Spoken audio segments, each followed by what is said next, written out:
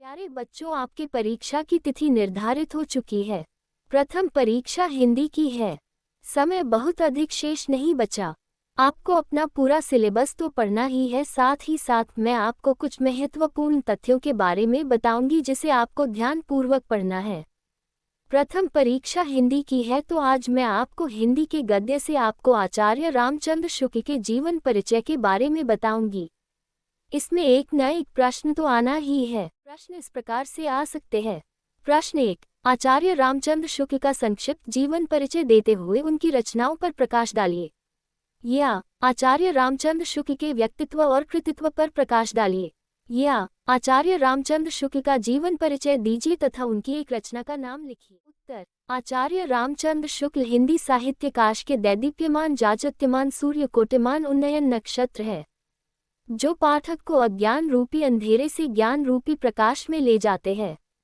आचार्य जी एक कुशल निबंधकार तो थे ही साथ इतिहास तथा समालोचना के क्षेत्र में भी अग्रगण्य थे। जीवन परिचय। हिंदी साहित्य के प्रतिभा संपन्न मूर्धन्य समीक्षक एवं युग प्रवर्तक साहित्यकार आचार्य रामचंद्र शुक्ल का जन्म सन 1884 ईस्वी में बस्ती जिले के अगोना नामक ग्राम में हुआ था। इनके पिता चंद्रबली शुक्ल मिर्जापुर के कानूनगो थे। इनकी माता अत्यंत विदुषी एवं धार्मिक थी। इनकी प्रारंभिक शिक्षा हमीरपुर जिले राठ तहसील से हुई। आचार्य जी ने हाई स्कूल की परीक्षा मिर्जापुर जिले के मिशन स्कूल से उत्तीर्ण की।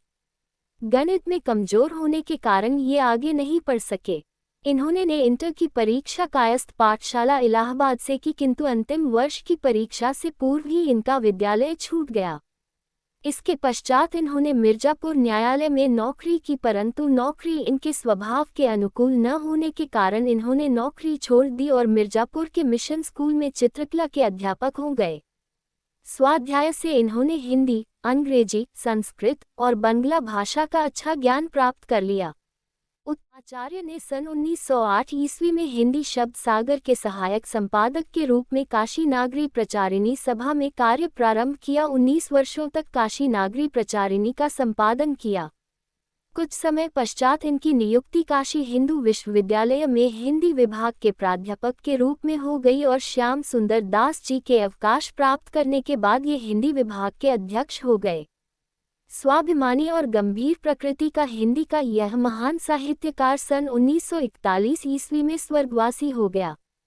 इनकी रचनाएं निबंध संग्रह चिंतामणि 4 भाग तथा विचार वी थी।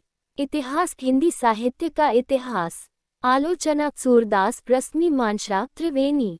संपादन जायसी ग्रंथावली, तुलसी ग्रंथावली, भ्रमरगीत सार, हिंदी शब्द सागर, काशी नागरी प्रचारिणी पत्रिका, आनंद कादम्बिनी।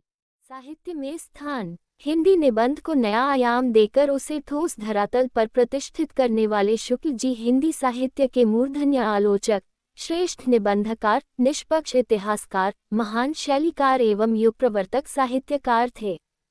ये हृदय से कवि, मस्तिष्क से आलोचक और जीवन से अध्यापक थे।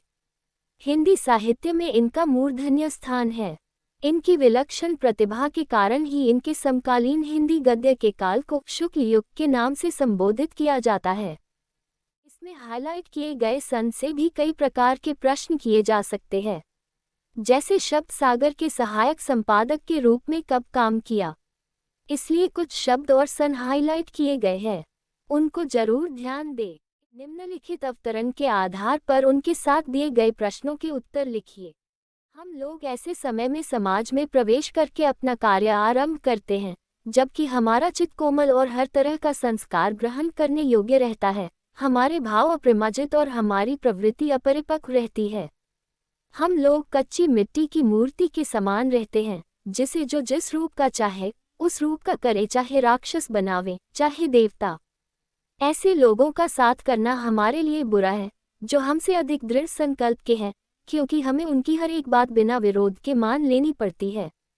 पर ऐसे लोगों को साथ करना और बुरा है, जो हमारी ही बात को ऊपर रखते हैं, क्योंकि ऐसी दशा में न तो हमारे ऊपर कोई दबाव रहता है और न हमारे लिए कोई सहारा रहता है। प्रस्तुत गद्यांश का संदर्भ लिखिए अथवा गद्यांश के पाठ और लेखक का नाम लिखिए। इसके उत्तर में आपको लिखना है। प्रस्तुत गद्यावतरण आचार्य रामचंद्र शुक्ल द्वारा लिखित एवं हमारी पाठ्यपुस्तक हिंदी के गद्यखंड में संकलित मित्रता नामक निबंध से अवतरित है। रेखांकित अंशों की व्याख्या कीजिए। इसके उत्तर में आपको हेडिंग डालनी है।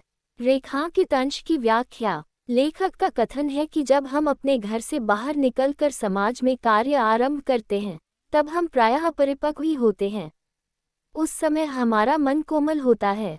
हम जिस किसी स्वभाव के लोगों के संपर्क में आते हैं, उनका हमारे चित्त पर अवश्य प्रभाव पड़ता है, क्योंकि हमें उस समय अच्छे बुरे का विवेक नहीं होता। हमारे विचार अच्छी तरह शुद्ध नहीं होते और हमारा स्वभाव पूरी तरह विकसित भी नहीं होता। सामाजिक जीवन में प्रवेश के समय चित्त, भाव और प्रवृत्ति की स्थिति को स्पष्ट कीजिए। इसका उत्तर है, सामाजिक जीवन में प्रवेश के समय हमारे भाव अच्छी तरह शुद्ध नहीं होते, हमारा चित्त कोमल होता है और हमारी प्रवृत्ति पूर्ण रूप से परिपक्व नहीं होती। प्रस्तुत अवतरण में लेखक क्या कहना चाहता है, इसमें आपको लिखना है। प्रस्तुत अवतरण में लेखक कहना चाहता है कि किशोरावस्था सबसे अधिक संवेदनशील और क्रियात्मक अवस्था होती है। इस अवस्था में उचित अनुचित का विवेक नहीं होता, अतः मित्रों का चयन करते समय विशेष जागरूकता रखनी चाहिए। सामाजिक जीवन के प्रारंभिक समय में हमारी क्या स्थिति होती है, इसके लिए आपको लिखना है। सामाजिक जीवन के प्रारंभिक समय में हमारी स्थिति कच्ची मिट्टी की मूर्ति के सदृश होती है, जिसे इच्छानुसार कोई भी स्वरूप दिया जा सकता है।